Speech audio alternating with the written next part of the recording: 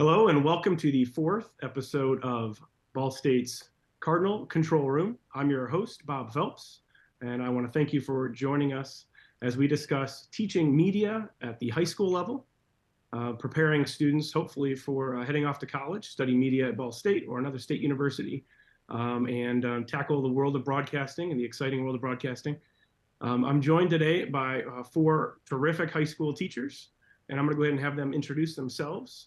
First, we have Miss Corrie Lykins. Corrie, go ahead and introduce yourself for us. My name is Corrie Lykins. I am the high school KISS TV teacher in Union City, Indiana, at Randolph Eastern School Corporation. I went to college at University of Indianapolis. I did not plan to teach media and television. I actually was a political science and philosophy major, and then I moved back to my hometown of Union City and came back to my high school where I graduated and ended up taking a transition to teaching route and ended up teaching media and television. So that's where I'm at now. Great. Well, thank you for joining us. Yep, next we have Miss Jo Beth Boots. Go ahead and introduce yourself for us. Hi there. My name is Jo Beth Boots, and I serve a lot of different roles. I'm the instructor of the Media Communications and Broadcasting program at the Southern Indiana Career and Technical Center, which is at Evansville, Indiana. And I also serve as the general manager for 90.7 WPSR, which is the EVSC high school radio station.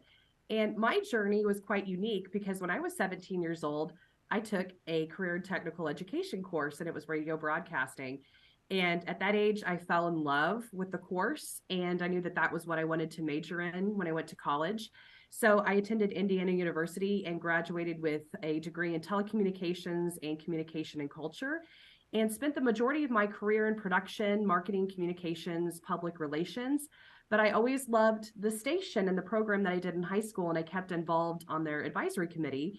And I never had any intention of teaching, but the opportunity came my way, and I was so passionate about what this educational process had done for me personally, and I wanted to be able to give back. So it's great to be an instructor and to truly know what it's like to be in those students' shoes in high school. Terrific. Thank you for joining us. And finally, we've got Mr. Dennis Goins. Hello, and thank you very much. My name is Dennis Goins, and I am the TV instructor at Ben Davis High School, Area 31 Career Center. I've been here, this is my 21st year, and I've seen a lot of things happen.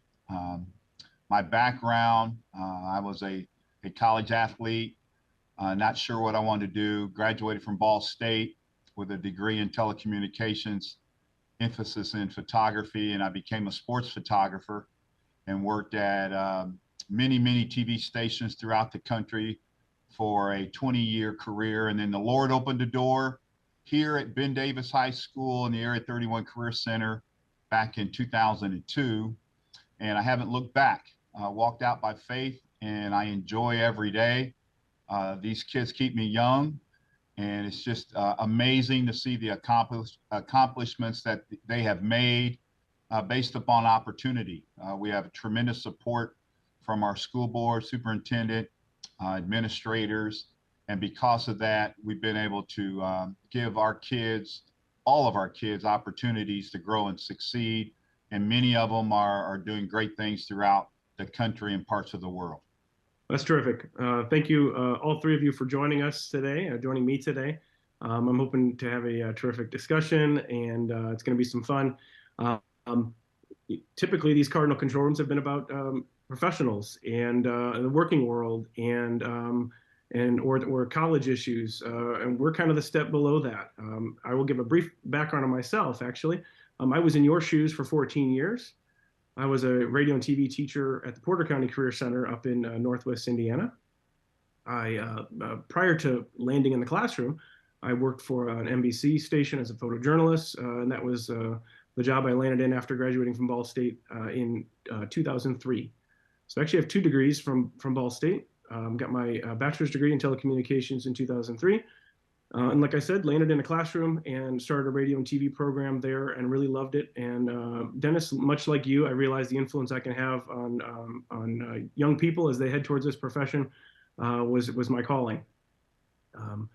And that's something that I enjoyed doing, to the point that I then pursued my master's degree from Ball State in career and technical education administration. And I'm now in my third year as a CTE director, and I work for Merrillville Community School Corporation. So I never intended necessarily to be a teacher. I thought maybe one day I'll retire early and do what some of my favorite professors at Ball State did, which is take what they learned in the industry and transition to the classroom and pass that knowledge on. Became a teacher much sooner than I thought, and realized I really love education, and I love to support programs like the three you guys are a part of, as well as career and tech ed programs all across the state.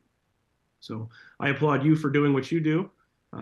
We're kind of the warm-up act. We get them excited and prepared, hopefully to head off to college, or sometimes they can even bypass that and head right into a career. So I'm looking forward to hearing from you about your programs. When I started my program, the first thing I did was reach out to my former professors and said, hey, I'm basically teaching your future TCOM at the time, your future TCOM students. What is it you want them to know? And I was surprised to see the list of please teach them this, this, and this on down. I thought it would have said, teach them how to edit, and teach them some of the basics of video production. But that wasn't necessarily what they said. So I'd love to hear from you, three professionals, on what it is you think your students need to know and should know, and hopefully what you prepare them to know, and when they leave your programs. So let's start first with Jo Beth. What is it that you feel like your students leave your classroom with at the end of their high school career? Well, it's such a great question, because our field is one that is rapidly changing all of the time. And I feel like we as instructors, even at the high school level, we're constantly, playing catch up with what's going on and making sure that we're aware of trends and technology, to be able to filter that to our students. And of course, on our end, we're teaching everything from audio to video to social media and everything in between.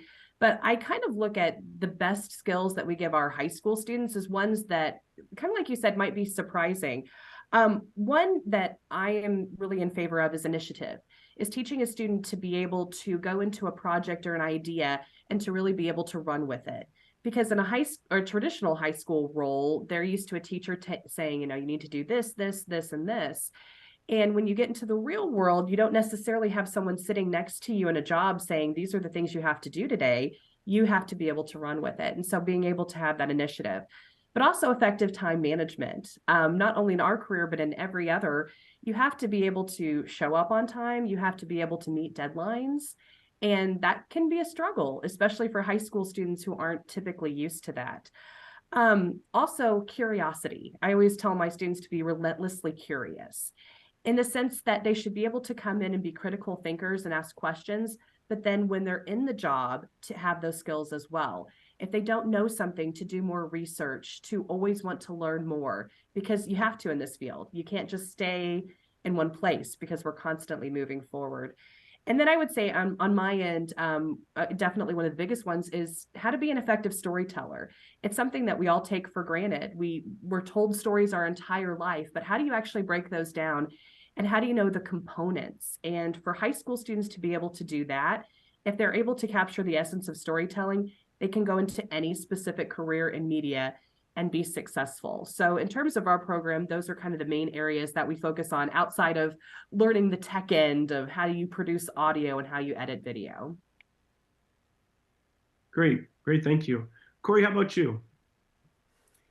So I often think that, like, when I think about teaching the kids or whatever, I would first think that the most important were like learning how to run a camera and learning how to do the TriCaster and things like that.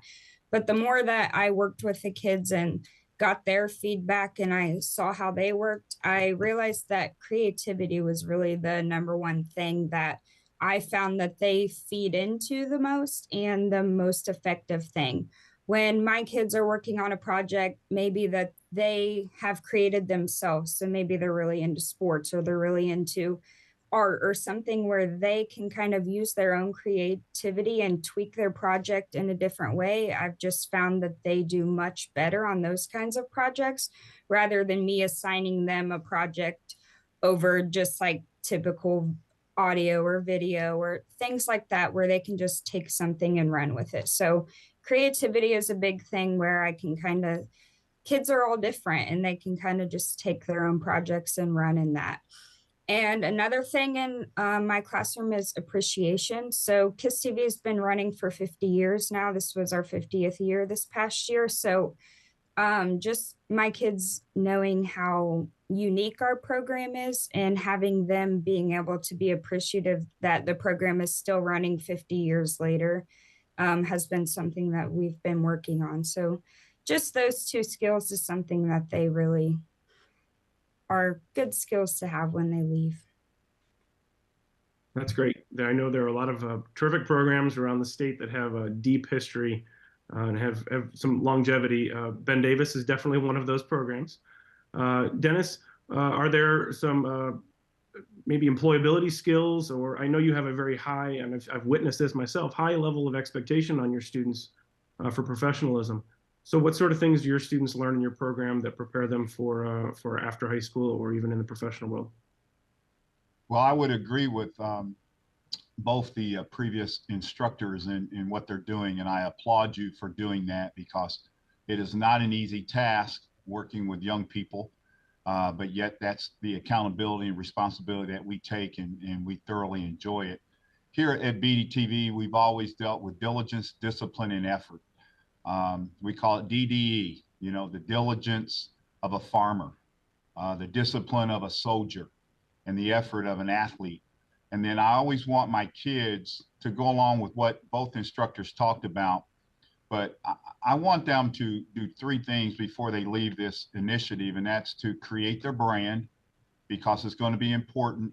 We're no longer competing statewide or even regionally, it's globally.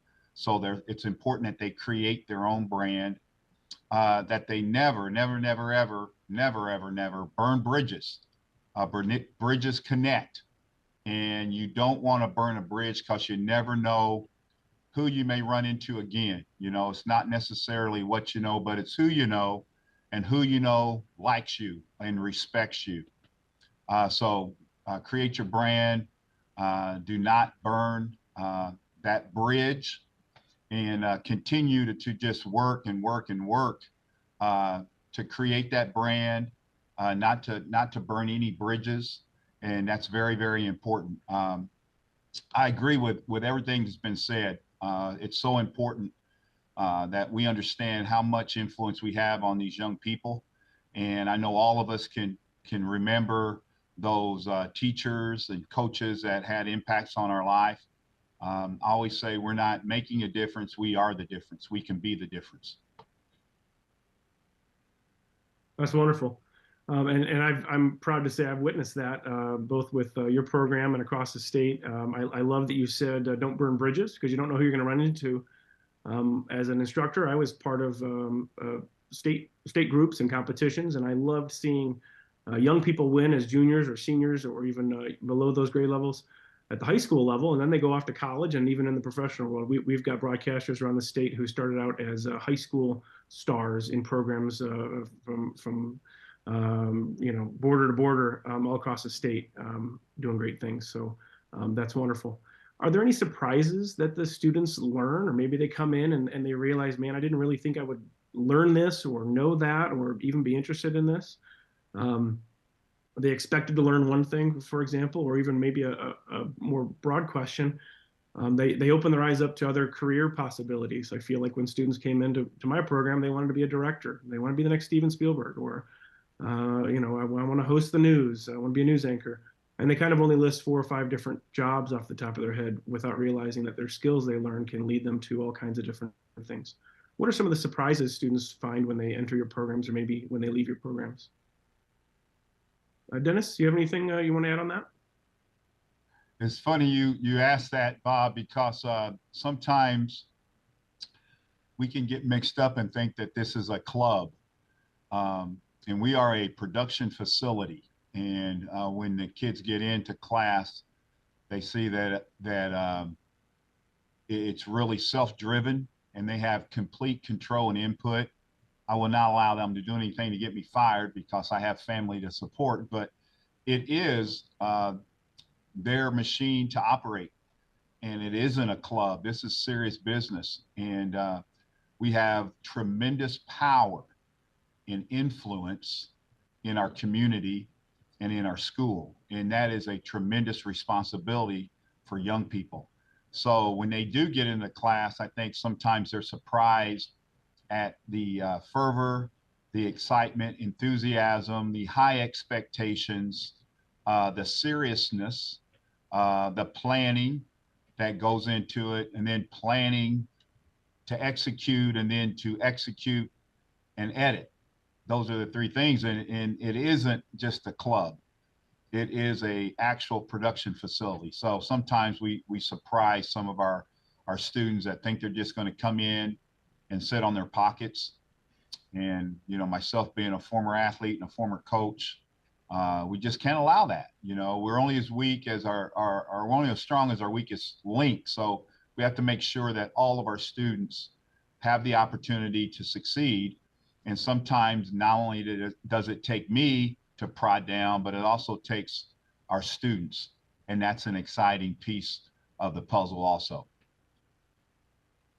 I love the way you phrase that. This is not a club. I used to say almost the exact same thing to my students.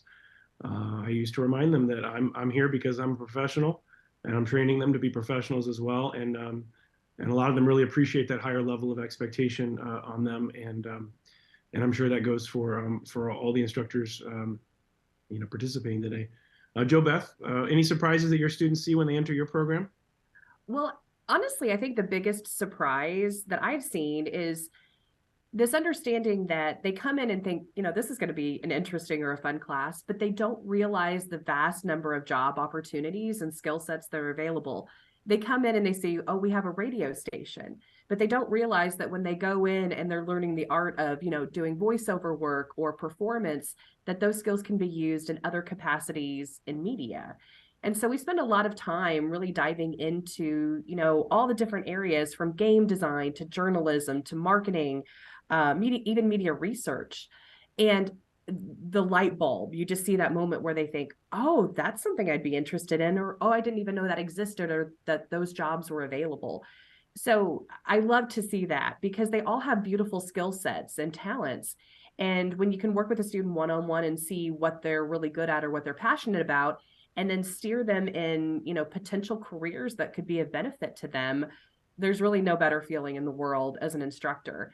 And also it's a benefit to parents who, you know, allow their children to come to these classes and, you know, they think, oh, that's cute. They do radio, they do TV. Is that a viable career? Are there really all these options and opportunities?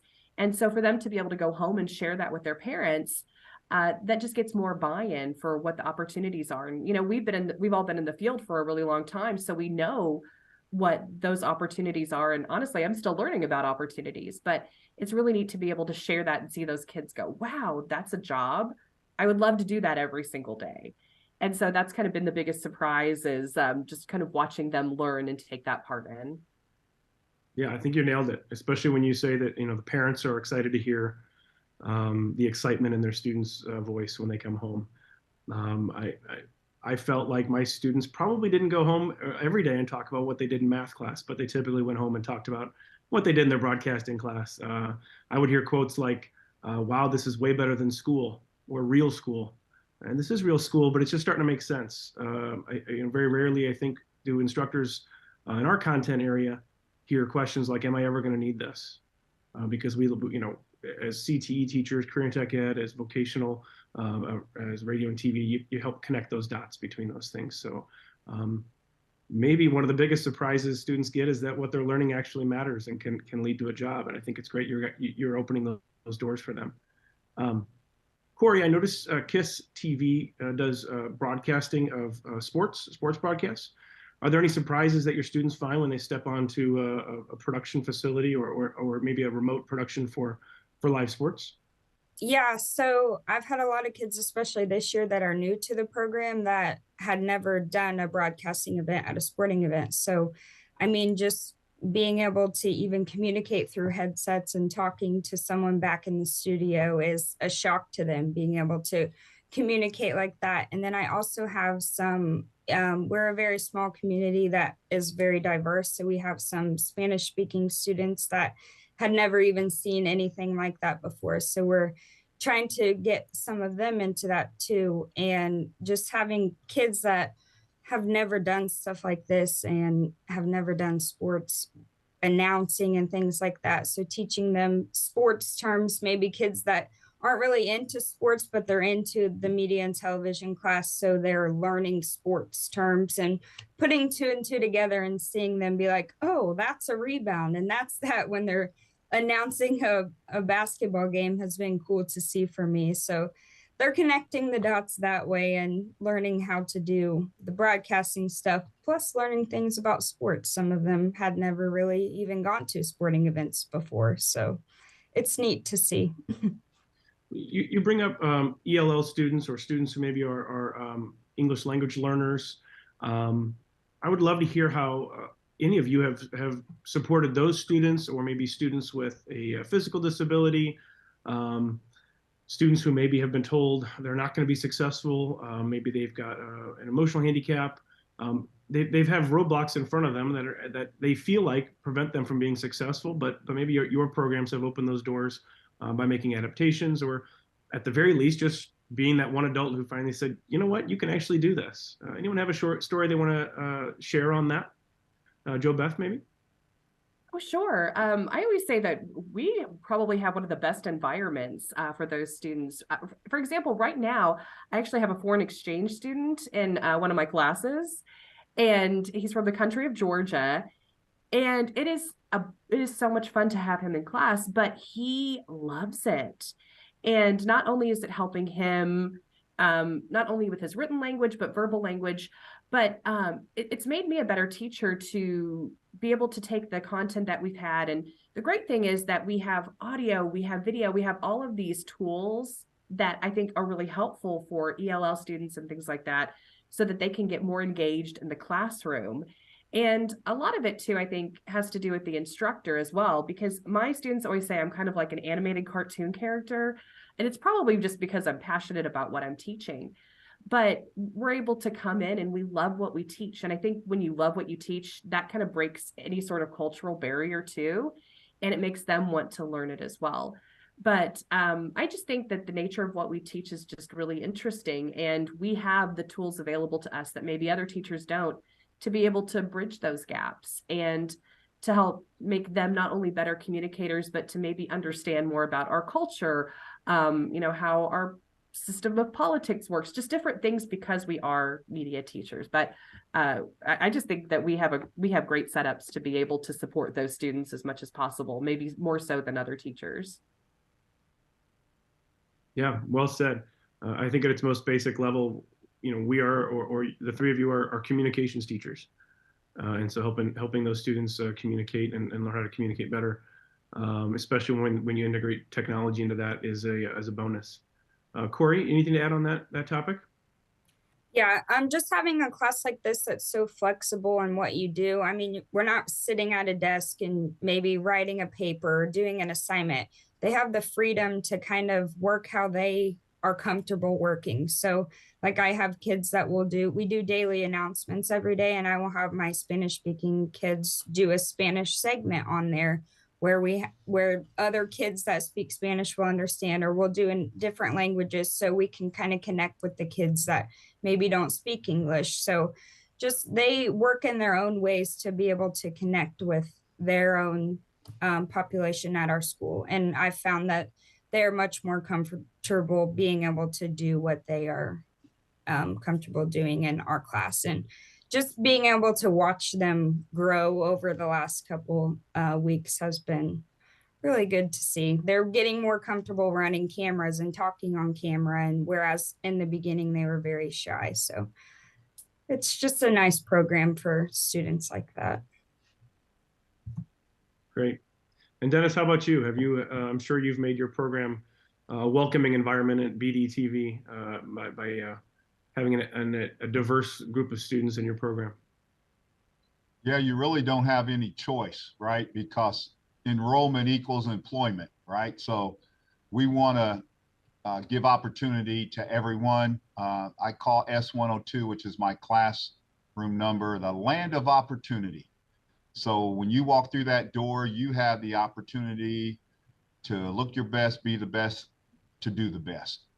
And I'll just relate to what both our instructors were talking about, I received an email from one of my foreign exchange students that just came in, and she started as a student assistant.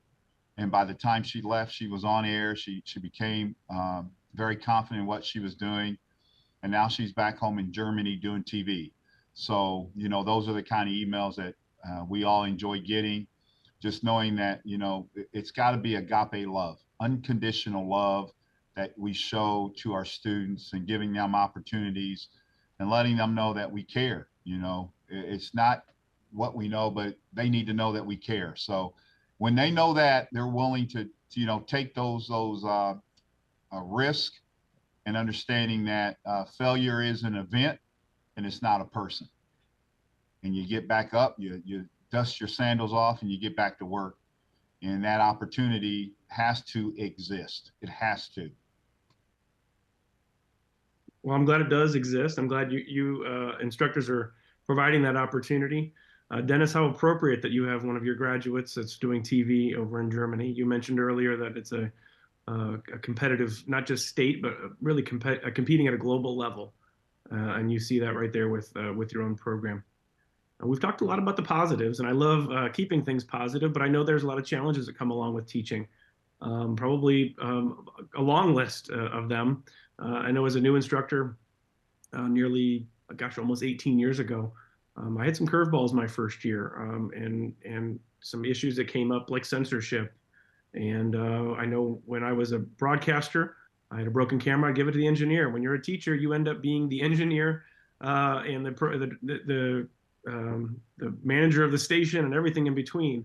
What are some of the challenges you've found as a high school media teacher? Dennis, I'm going to start with you because you may be able to cover all of them since you've been doing this for so long. What are some of the challenges that you face continuously, or maybe even some of the recent challenges, especially as technologies change so rapidly? I think you hit it on the head, Bob, with the technology and the support and the finances. It's tough to stay on top of things because of the ever-changing technology that we face. But I often tell the kids that, you know, challenges help you persevere, and the perseverance will develop character.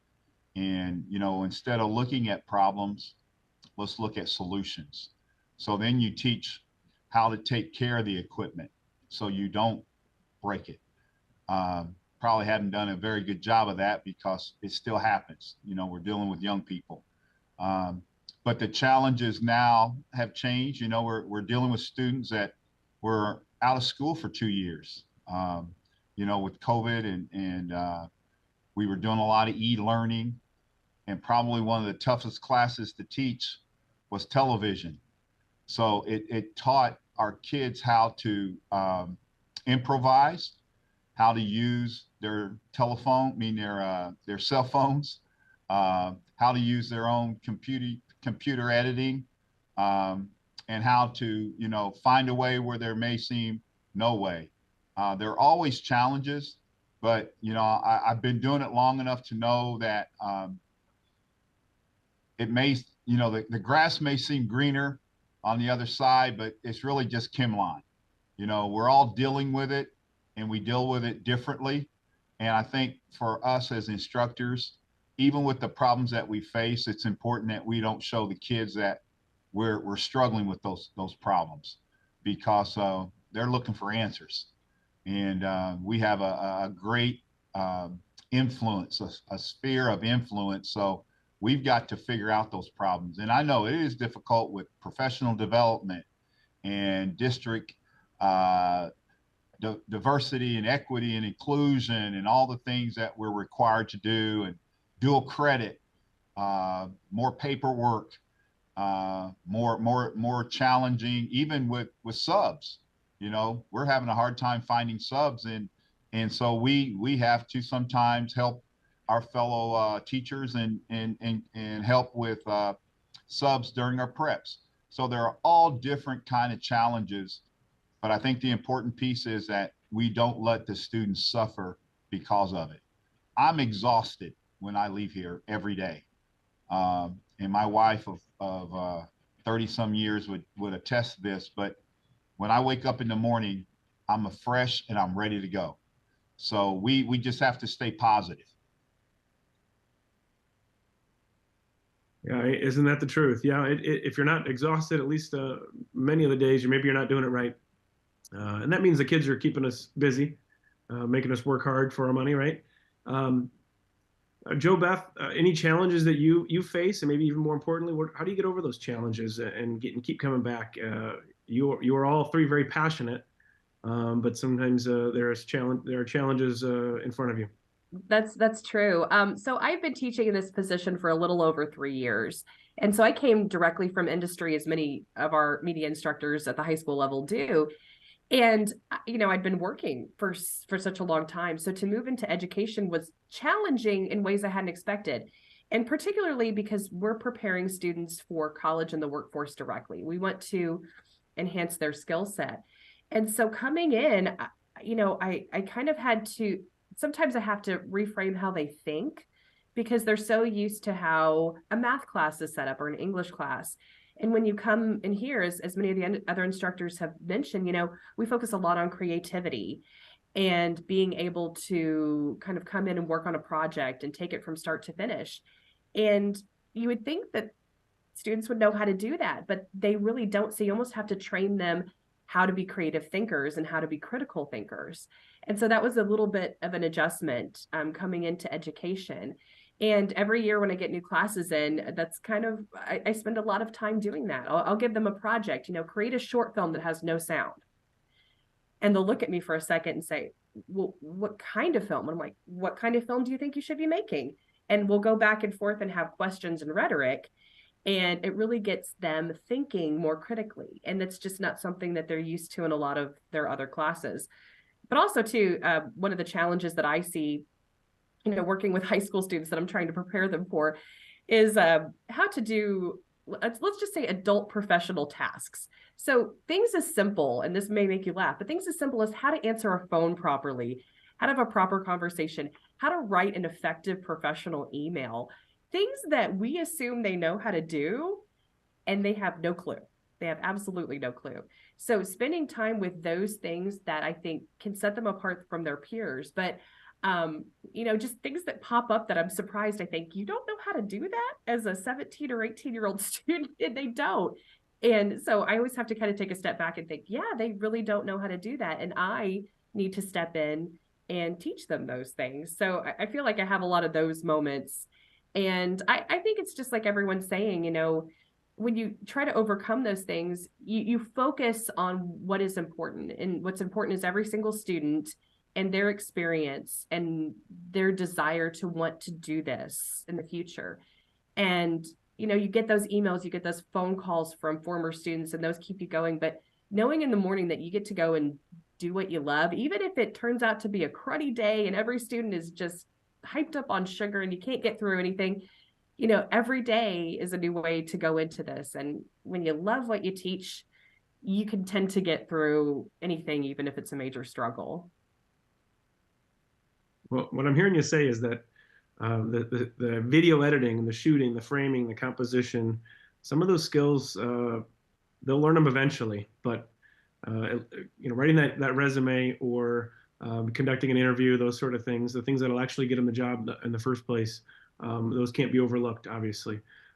I've found, especially with technology changing, students they come into our programs and they're already terrific storytellers. They're using Snapchat and TikTok and social media, and they already know how to communicate. And it's not the way we did necessarily, but they already have the foundation for being good storytellers. But harnessing that and turning it into a job is a whole nother story. So that's something where the adults and the caring teachers in their lives, like you three, that's where your role comes in. And so maybe that is one of the challenges, is getting the students to realize that they maybe have the skills deep down inside. They just need to refine them a little bit. Corrie, what sort of challenges do you find as an instructor that you help your students overcome and lead towards success? So this is actually my first year teaching, so I am still going through challenges within that. But technology changing has been something, I haven't gone through a ton, but I feel like this is a job where I learn something new every day. I mean, I'm still new to the profession of teaching and media and television in general, but I feel like even when I am teaching my students something, I'm learning alongside with them. And I feel like I will continue to do that throughout this job. So just, I mean, it's a positive and a negative. So always something that is changing, and I'm always learning something new, which is good, not always a bad thing. But another thing is the hours. I will be teaching all day long, and then maybe we'll have a basketball game. So I'll be at the school till 9:30, 10 o'clock at night. And then we'll have that 5 days a week sometimes. And then we do a lot with the community. So we do the city council meetings and the school board meetings and things like that, which is good, but is also very exhausting, except especially since I'm new at this still. So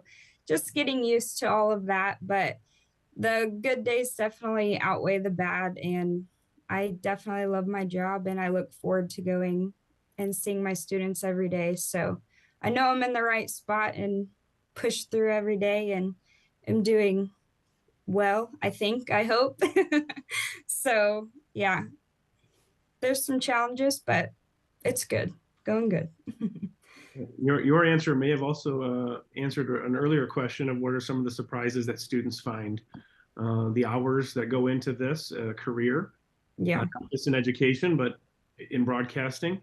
I loved seeing students go to school all day and then say, you know what, I'll be there after school also to help set up and broadcast and tear down and then put away equipment. And there were times you even say, hold on, you've done so many broadcasts. We need to give some other, others a chance. But that shows the dedication and those students who really get bit by the TV bug, which is exciting. Dennis, I'm going to call on you as our most veteran instructor in the virtual room here, virtual control room.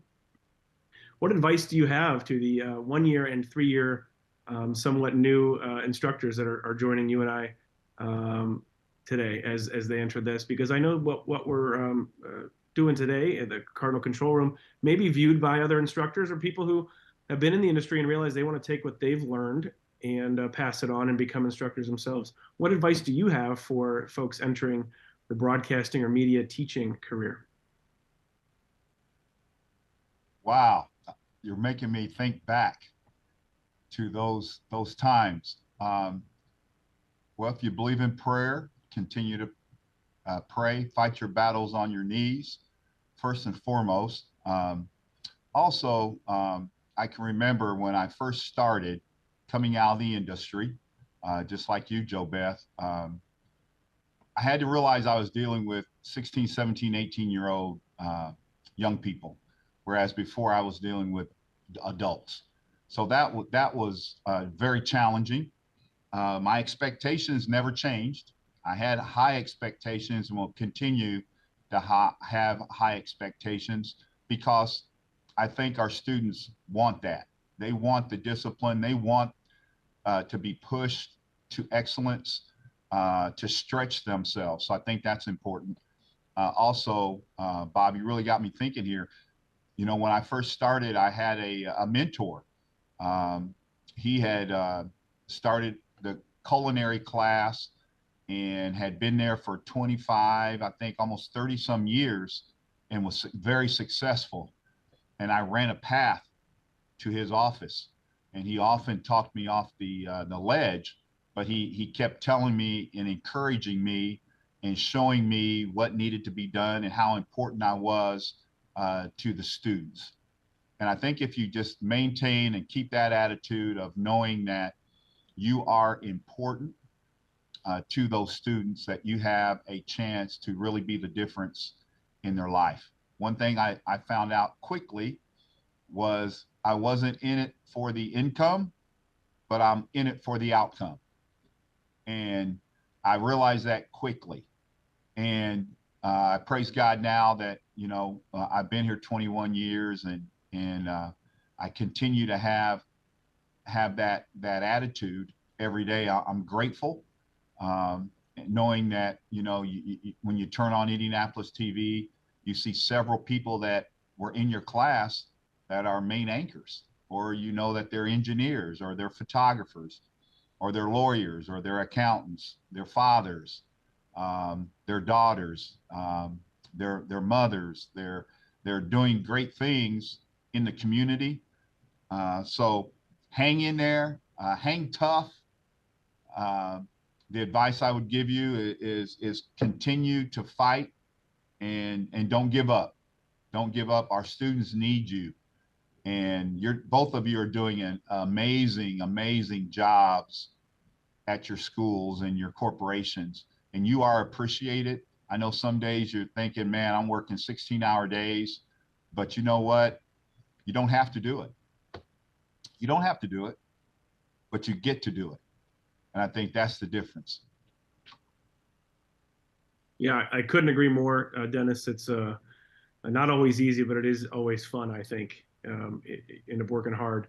I will echo your point about finding a mentor.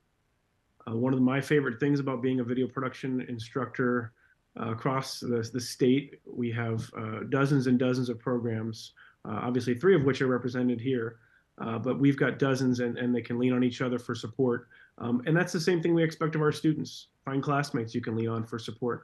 I used to joke that my favorite days were the ones where I never really had to work much, because instead of asking me for advice on editing or what's the keyboard shortcut for this or whatever it is, they would turn and ask each other. And that really mimics what we'd expect in a working world or in a real production facility. You're going to lean on your colleagues and your coworkers because it's a team effort to crank out a good broadcast.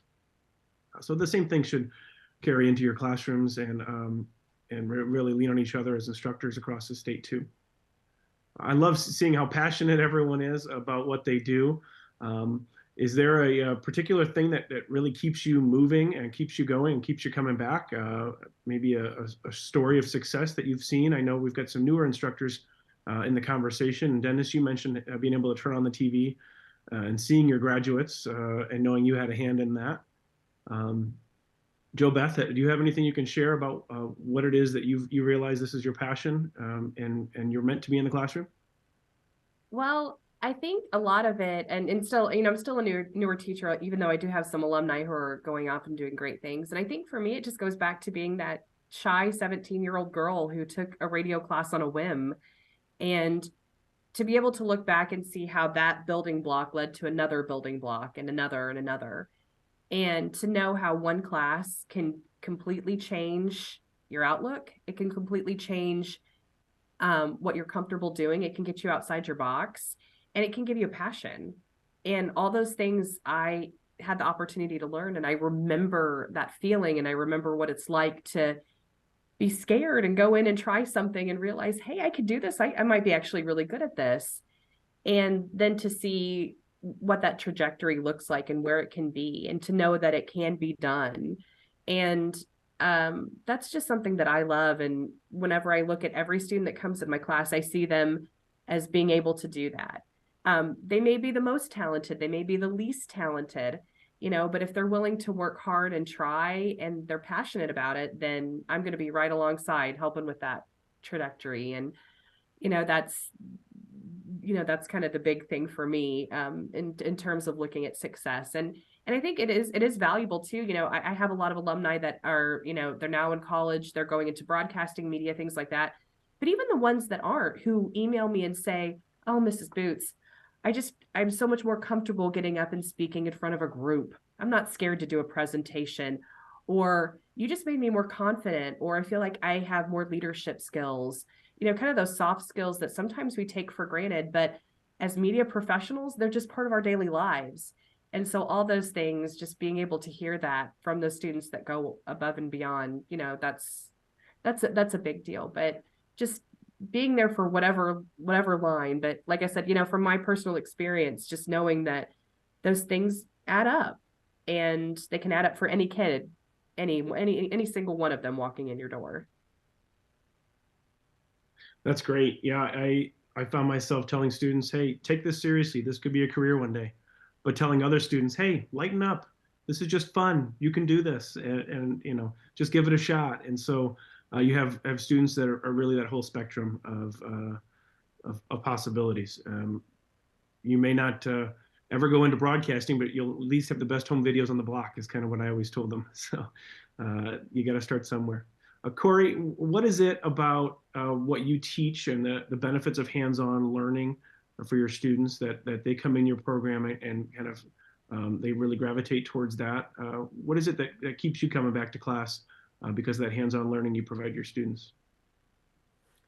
For me, what keeps me coming back is just my students, but specifically the hands-on learning is we have a second location that's going to be opening downtown Union City soon. It's called Vision Corner. So our students will be able to go downtown during school hours and work on their projects in a second studio, which is huge for our tiny little town. So we're really excited about that. So they will be able to use their skills that they learned in the classroom and used in our studio at the school and kind of use some freedom and be turned in the city by themselves.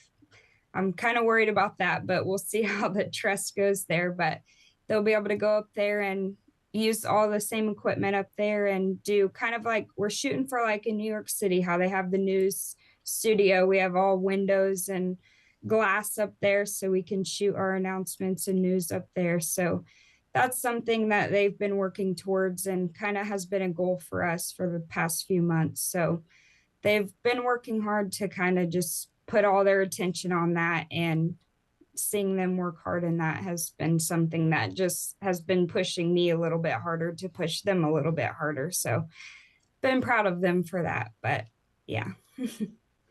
I can hear that in your voice. That's great. That's exciting for those KISS TV students to have that opportunity.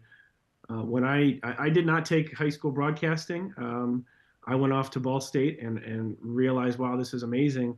And it was an amazing opportunity at Ball State. But then I went into teaching and realized we don't have to wait until college to provide this opportunity.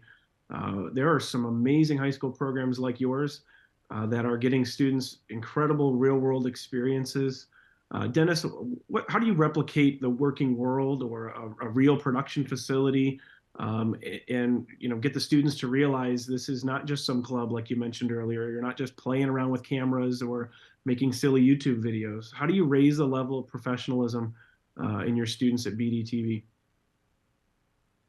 Well, I think it starts from the beginning. You have to have high expectations, and then you look at the success that your initiative has had. I visited, I was like you, Bob, when I got the job, I didn't really know what I was doing. So I visited, I think, 6 other schools around the state. And then one of them was in Cartersville. And Joe Golaski, I think that's his name, but he'd been there forever. And in his classroom, he had pictures of each class that he had taught. And so I replicated that. So now I have 20 nice framed pictures of candid senior pictures, all types of shots of each class. So then when the new students come in, they see that and they can look at it. And, we have some current pictures of our, current alumni that are working throughout the country, on news sets and with famous people and things like that. So you have to stay connected. My phone number has not changed in the 20 years I've been here. So I still stay in contact with my students, as Jo Beth mentioned, either via text or email. I still send some of my student daily devotions in the mornings to start their day, just to get them started and let them know that I still care and I want to stay connected. So it's a legacy. So that when they understand, when they walk in here, I will not allow you to mess up what these folks have created, and that we will continue to create with you or without you. It's your option. I think it's very important that we teach these young people that there are choices, and with each choice you make, there are consequences. So the choice is you can either come in here and do great things and have a great time and be a part of this wall of fame, or you may want to go over to collision repair. Maybe find somewhere else to go. Maybe this isn't your fit. And I haven't lost a student.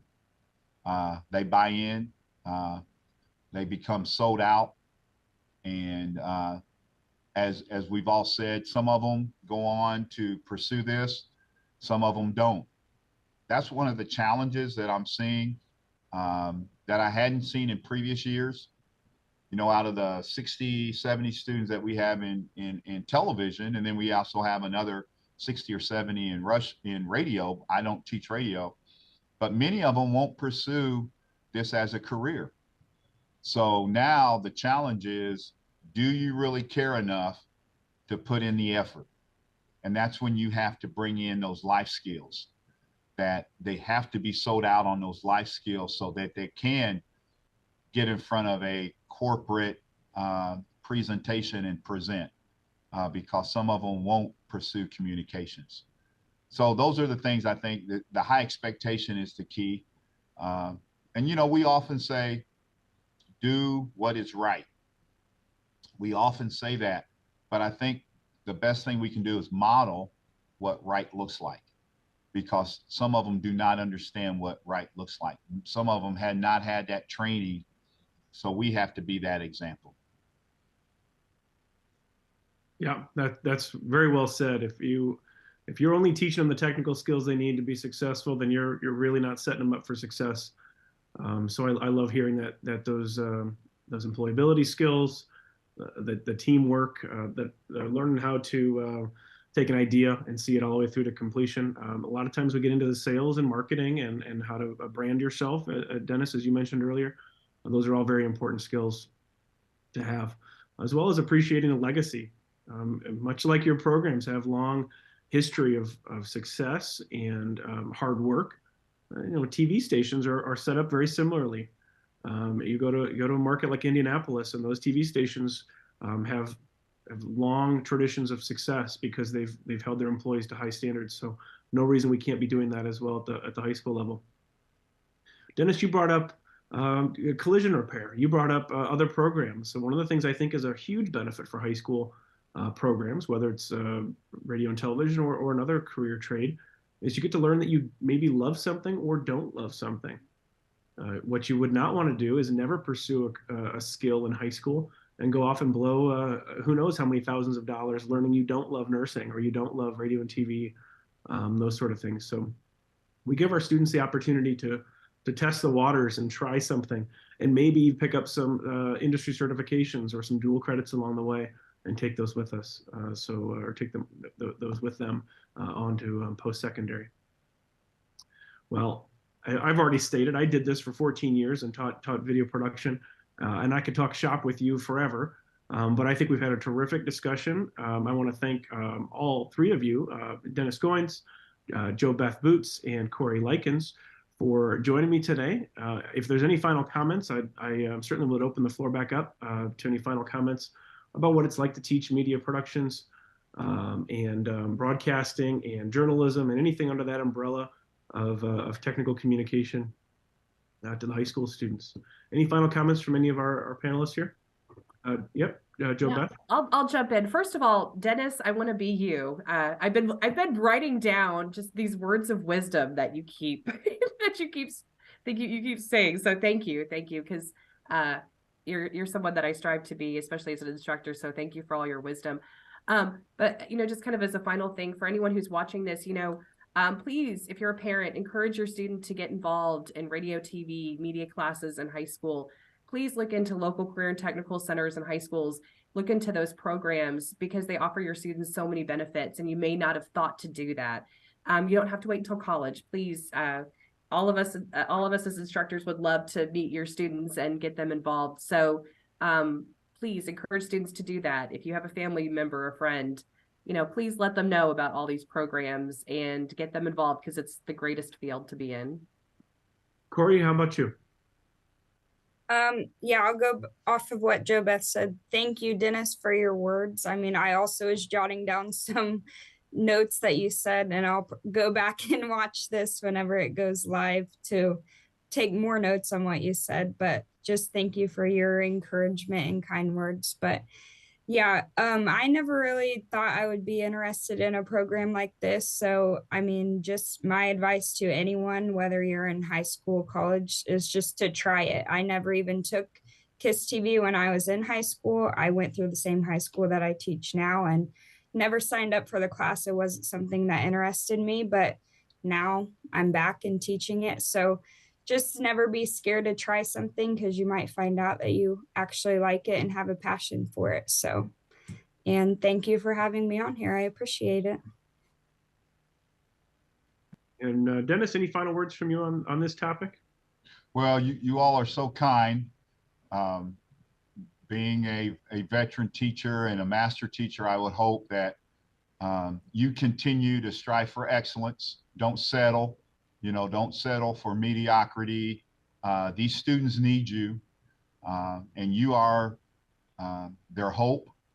And we've got to give them hope, because in this world that we're living in, there's not enough of it. So I just truly believe that we're in the greatest profession that there is. We have the greatest influence, and too much is given, much is required. So continue to take care of yourselves. I had a little health scare probably a couple years ago. So I started just taking an hour to myself, whether it's on the treadmill or it's just walking outside, but take care of yourself, because you're no good to anybody when you're sick. I always say halt. Don't make decisions when you're hungry, when you're angry, lonely, or tired. Halt. Okay. So you continue to do what you're doing, and your kids are benefiting from it. We are those connectors, right? We are the connectors, and we're able to connect them to so much, and we have a profound influence on them. And don't ever forget that. I'm in my twilight years. I hope to keep doing this for a much longer time, but I can't even imagine being a first year, third year teacher, but it goes fast. I think that's what Bob and I would tell you, that you're going to look up and you're going to be 20 years in, and you're going to be like, whoa, where did it go? How did that happen? But it goes fast. And you know why? Because you enjoy doing what you do. It isn't work, and I think that's the greatest thing. And those of you that are watching, please give back. Come visit, come tell your story. Everybody needs to hear your story. So please come back. And if there are any BD alum out there, please come back. We need to hear your story of success. And Bob, thanks for doing a great job. Always great to see you, and nice beard. Thanks, Dennis. Yeah, you brought up a great final point there of giving back. I think one of the things that we rely on as instructors, and I know I did, and I'm sure you three do as well, is hearing from professionals and opening up the students' eyes to the vast amount of jobs that are out there and careers that they probably never thought of in the first place. I think of, Dennis, your point about how quickly it goes.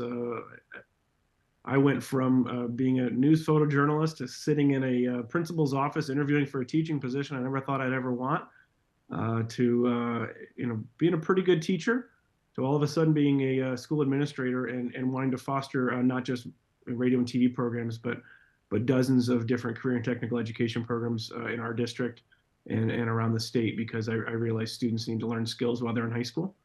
I think as instructors, we give them a taste, and we get them hungry and wanting more, and hopefully prepared for some post-secondary college, some success, some sort of job, and then they can go off and pursue hopefully more training and more education, and make those connections and lead to some success, and then come back and speak to us as alumni of our programs, and it ends up being full circle, and they get to say, hey, I was in your seat a few years ago, or even a dozen years ago. You can do this, and motivate those students. So I applaud all three of you, whether you're a first-year instructor or you're 20-plus years instructor. I think what you're doing is terrific and very much needed. I am not a Ball State employee. I think it's great that I think I'm the first non-staff member from Ball State to host the Cardinal Control Room, but I'm sure the instructors would say that you're doing a great job preparing their future students, whether they go off to Ball State to study media or another one of the terrific schools around the state. I want to thank you for joining us. This is the 4th episode of the Cardinal Control Room. So thank you for joining us, and go Cards.